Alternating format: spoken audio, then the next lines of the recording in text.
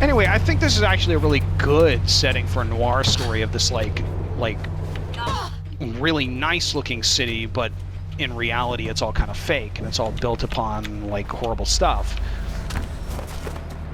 And it doesn't that's something do a good that, job of revealing like, that, this game doesn't touch on that very much, because it doesn't really do anything with its setting in the first place. The second game kind of abandons this as a setting altogether. Which is too bad, because it's a great aesthetic. Okay, I thought I needed to jump to get a little vault there and then get going, but I guess that's not what these things are. Like, the second game is, like, very much more your standard fare cyberpunk. Oh, the corporation is trying to do mind control! I feel like that's, like, no, they wouldn't need to do that, like, in this game setting. I mean, that was always the problem with some the other second weird game, stuff right? Like, setting too. well, because it was trying to basically be a Katniss Everdeen or a Hunger Games-y sort of thing, where you are the chosen teenage girl, young adult fiction who's going to save the world from the dystopia. Sort of. And I get why they would do that, because it's currently popular, or was at the time, but yeah. They could have at least tried to do it well. It also pushes it also pushes the setting, like, way more sci-fi than I was really comfortable with. Like, this game is like, oh, it's maybe like the 2020s, 2030s in some we unnamed literally American saw city. a regular attack helicopter. Yeah, exactly. That's something you could see today, that helicopter. I honestly thought this was present day. Just alternate reality. Yeah. It arguably could be. I don't think... The only reason it seems to be the future is the opening intro has Faith talking about we didn't see it coming at first, and it's clearly coded 9/11-y metaphor. But they don't really get into it, and it could just as easily be an alternate timeline. It's an alternate universe where this badass Hong Kong aesthetic is adopted by police officers. She's been arrested. Now, Mirror's Edge Catalyst is explicitly an alternate world where there is no United States, and you're like in a city-state kind of thing, and it's like everything's super weird and futuristic, and it, like... Hey, is the dialogue always shitty? In this game, yes. It's not great. In Mirror's Edge Catalyst, isn't it kind of like a 1970s film where the city is the bastion of all the technology, and beyond the border of the city is the wastes?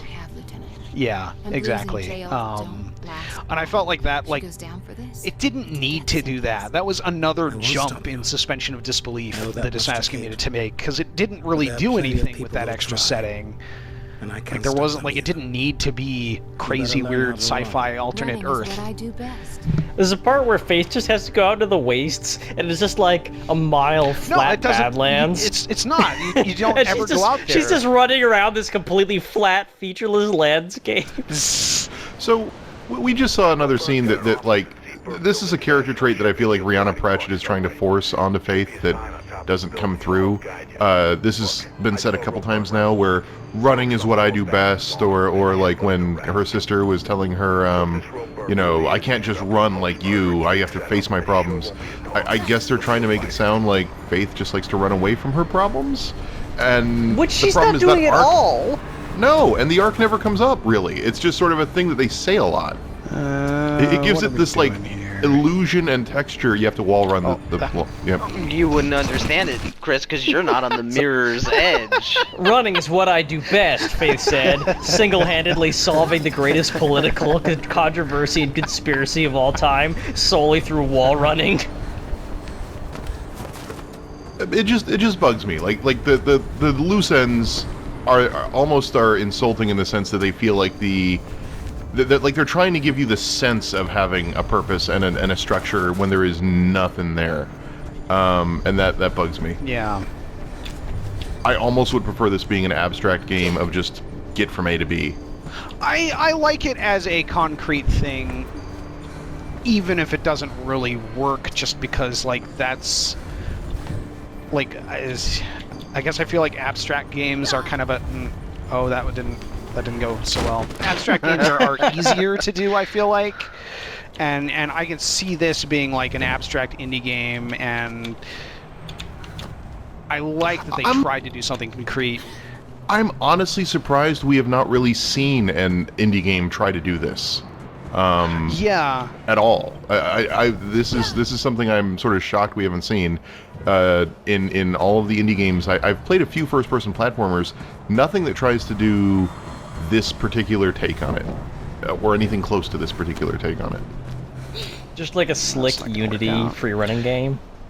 Right. Yeah. Like, there are first-person platformers and first-person indie platform or indie first-person platformers, but none of them have this sort of like Sonic the Hedgehog momentum and flow-based movement of jumping and overcoming obstacles. A lot of it is just either sort of first-person rhythmy movement games, or that didn't work at all.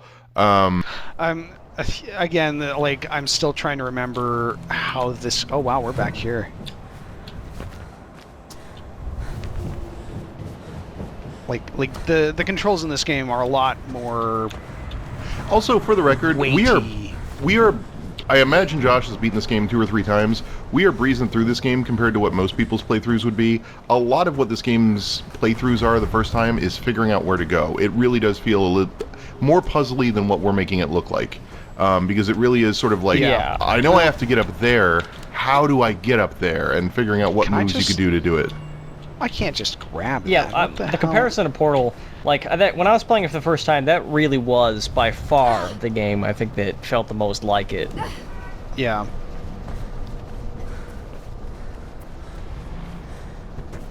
Anyway, how are we doing on time? I think we're gonna meet Rope Burn and then we'll call it a week. Rope Burn.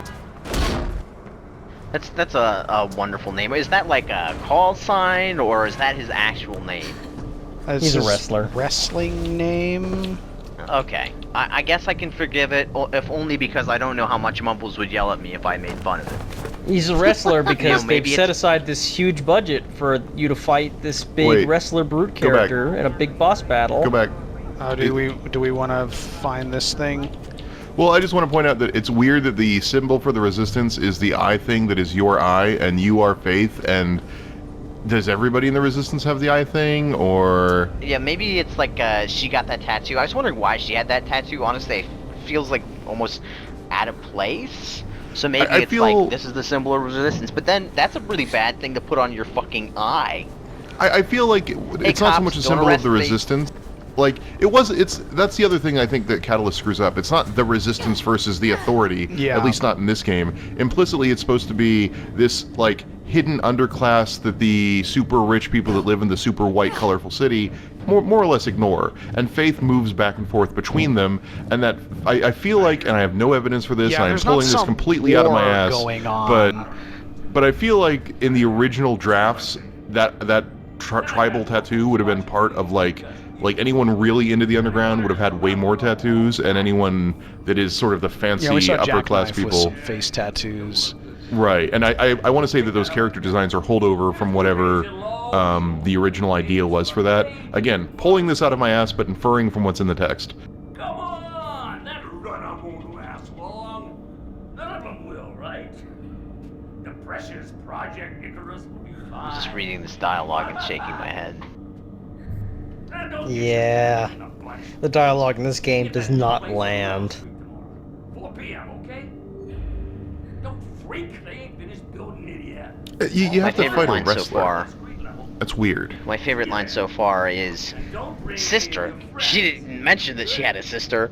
We're not the mentioning type. Like, the fuck? We tend not to mention things.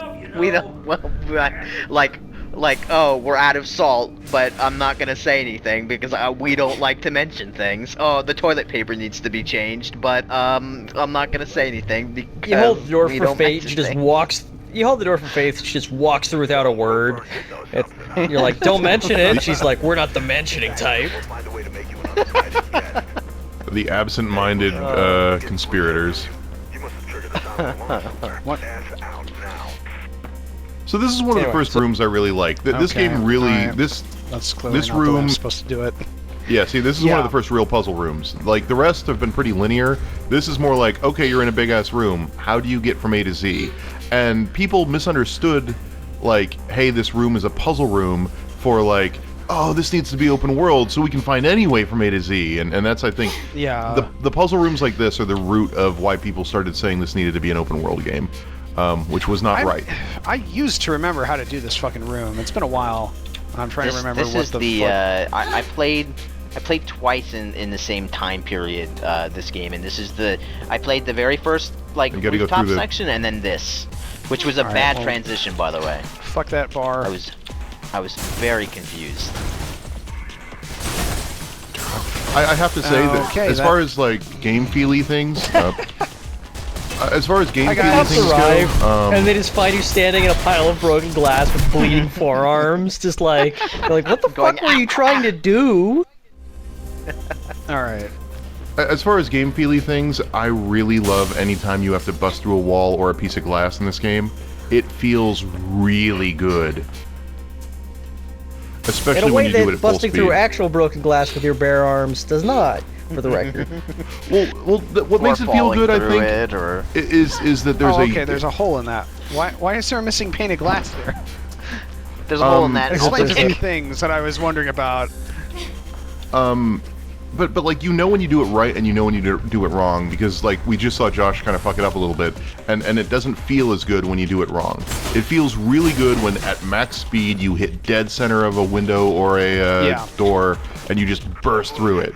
But then if you screw it up, you feel it. You feel like that felt really good. No. But there were other ones. Oh, nope, that one felt bad. That one's bad. that one didn't feel good. Wow, it's almost like you planned that. I mean, I know you're not capable of such a thing. But, thanks, Glitch. I'm just kidding. I feel bad for that one. So I don't know if we even explored this mechanic, but it just actually activated a slow-mo mode. Like, you could build up, like, a slow-mo in this game. Yeah, which I never used.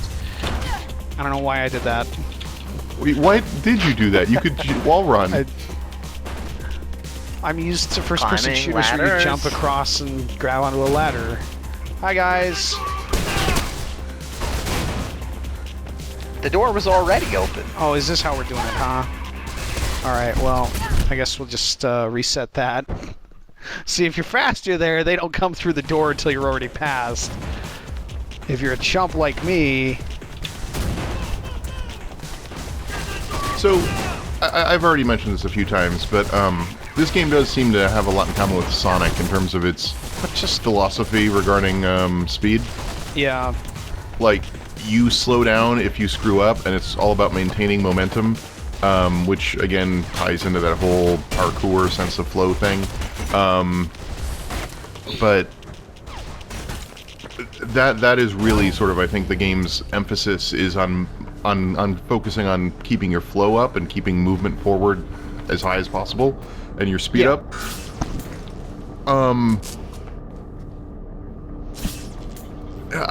It's weird though, because it's that and then also puzzles, and there's like a weird dichotomy that I think there's a tension there between, like, we want to make really interesting puzzles about figuring out how to jump from A to B to get out of a room, but we also want to make it so that it's all about going really fast and knowing exactly what to do. So what you end up with is a game like your first time through every level is like, how the fuck do I get up there? And then subsequently every time you play the game after that is like we're seeing with Josh now, let me see if I can do this really fast or really sexy or really cool. Which is not that we're seeing that, but you know. Josh, you're so sexy. I'm so fancy. So are we back to attack helicopters? We are back to attack helicopters, yes. I was promised 2 attack helicopters. Where's my second attack helicopter? By the end of this game, you will get that. I don't want to wait until the end. I want it now. It's my attack helicopter, and I need it now. I was gonna say, if you are... Oh, wow, what are you doing? No, no! Why didn't I grab onto that? What the... There we go.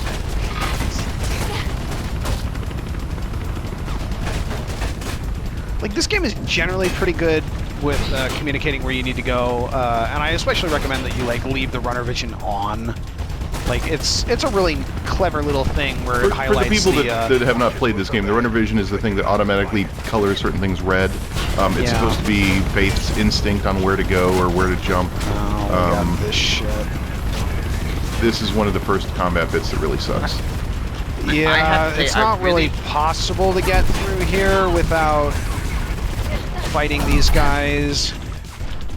I really like the fact that there is a runner vision type of thing, because there's this disconnect when you play a game where you know that there are going to be things you can't interact with because there's limitations on development time. Not everything in this world can be interactable. You can't swing on everything. That would be a nightmare for them to develop, and you as a player understand that. And a lot of times the problem with games is they don't make it clear what the difference between something that you are going to interact with and something that you're not going to interact with. So you don't always know what you're supposed to interact with it. There's something really dissatisfying when you can't tell the difference and you try to do something that you think you could have done and then the game doesn't let you. So having something like runner vision, I think, is a really neat way around that, and it doesn't personally break my immersion. Are we going for non-lethal playthrough? I usually go for a non-lethal playthrough in this game because I feel like Faith is not a murderer. Like, that's always been the way I've looked at it. It's like, yeah, she could murder these people, but why? Although it does get really hard. They are shooting at her, segment. so murder. Yeah, isn't there that one cop who stands, like, right where you drop down, so you almost can't avoid knocking him off the ledge? Well, there's the one cop in, like, the last level where he's up at the top of the staircase in the server room, and it's pretty much impossible to get past him because he's got, like, a fucking machine gun.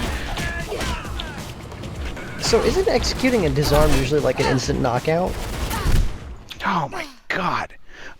Usually. See, this is where people started complaining about the combat. Is this combat scene, in this game is bad.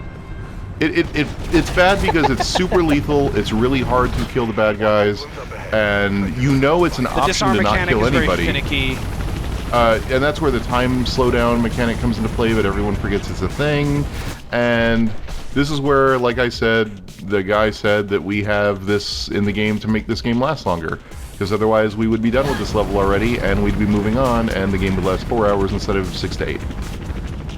It seems to me like the combat would benefit from it being less complicated, and I know it's already very simple, but what I mean by that is, if the whole game is about preserving your speed and sort of, like you said, the Sonic philosophy, if you could, like, run up to someone and just by going fast enough and maybe hitting a button at the right time when you're going up to them, very quickly disarm them or knock them out, I feel like this combat scene would be way less tedious, whereas Josh is having these moments where he's jumping over a guy and then he has to stop and turn around and, like, actually punch him like he's in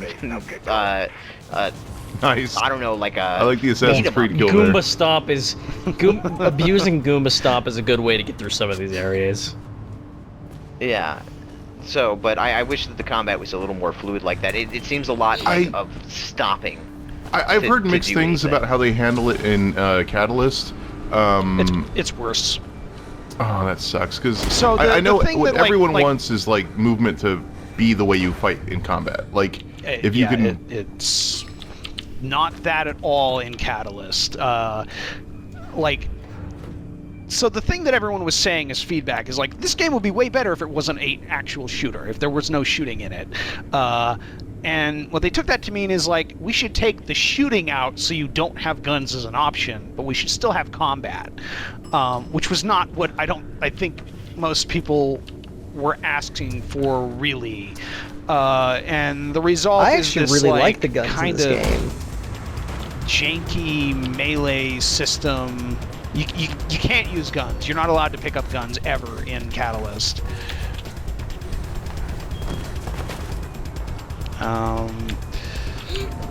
Let's do... Oh, that's not a barbed wire thing. What am I doing? Yeah. For the record, I actually really like how they do guns in this game.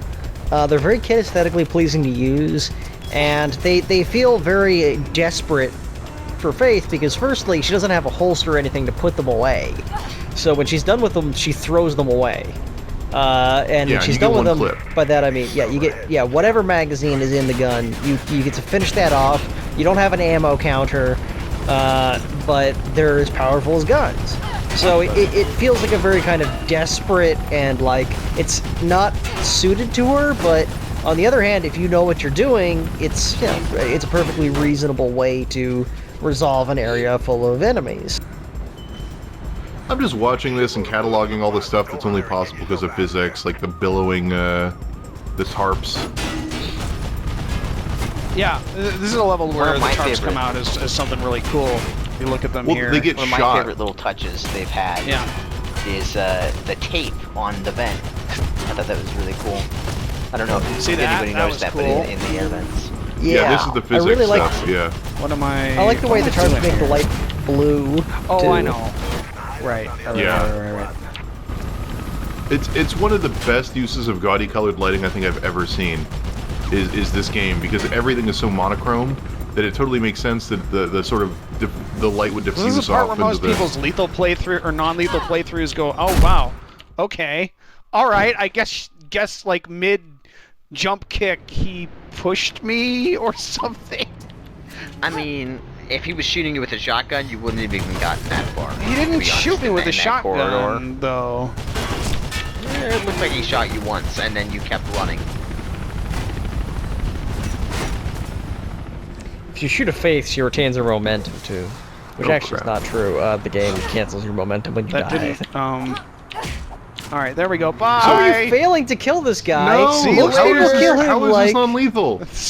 we got pedestrians. Well, I mean, we don't have to go for non-lethal, I guess. He's fine. You know, it's weird He's because if alright. you don't play this, is this still? Is it PhysX that drives this? Is it like Yeah. NVIDIA Yeah, this only? is like the original version of physics. Oh no! What just happened? You skipped another cutscene. Cutscene? Yep. No, I didn't. Cutscene. Because we're right back here again. What the fuck? What was that? I just teleported back. I don't know what's going on here. You sure we didn't finish that Life is Strange season? Now that you have teleportation powers, this is going to be a way shorter season. We should talk about the next game we're going to play. Yeah, Teleport to the so end. It's gonna be Portal. That would be appropriate.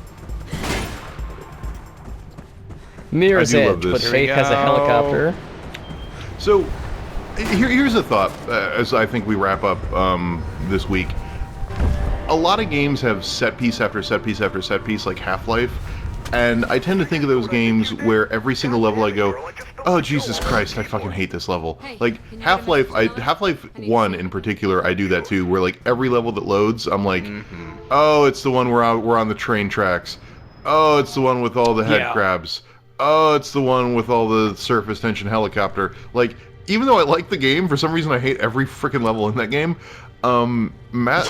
Mirror's Edge, I really dig all of these set pieces. Like, they're all really, really fun to play with. I don't know why. I don't know what makes them, like, really, really engaging, but, like, I like that crane-to-crane jump we just did. I like the helicopter escape from the last level.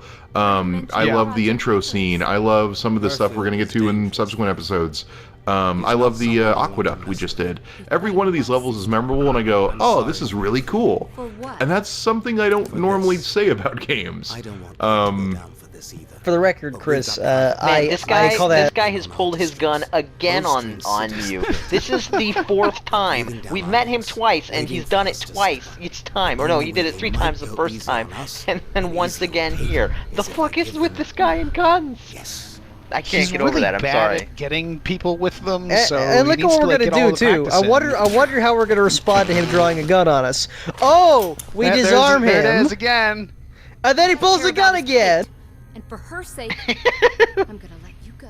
and then what do? Again, I will. We give him We the put gun the guns back, away. We disarm him again, and he pulls a gun out of his boot. Right now, I'm doing the same favor. and then we walk away, and he's like, "Oh well, okay, meh." He's still trying to figure out what pulling the trigger means. He's the fucking police chief or whatever, and it's like, how do this... I don't understand. Okay, so it goes out this way. Okay, what was I saying? Oh, yes, Chris.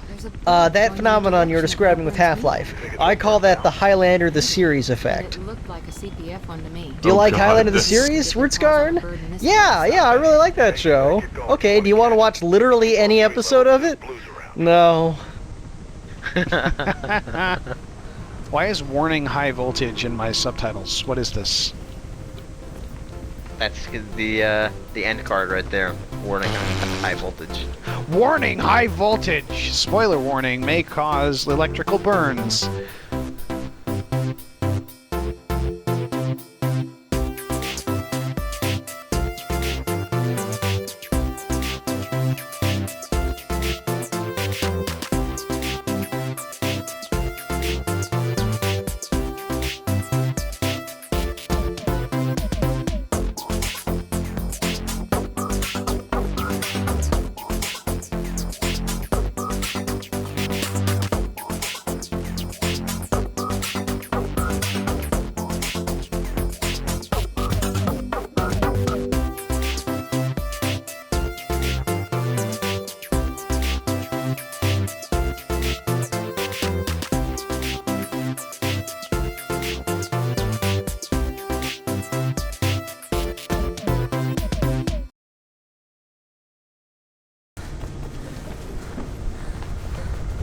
Yeah! Oh my goodness. Yeah, see, we were never Are gonna we get a done? pacifist playthrough because Josh keeps killing himself. That's not pacifism. I think we're I cannot done. say pacifism. I think we're done. I can't fucking say it. Do we do an outro? Is this the outro? Fucking cut this out. I think we're done. Cut it out. Pacifist. There we go. I'm just tired. I got really tired.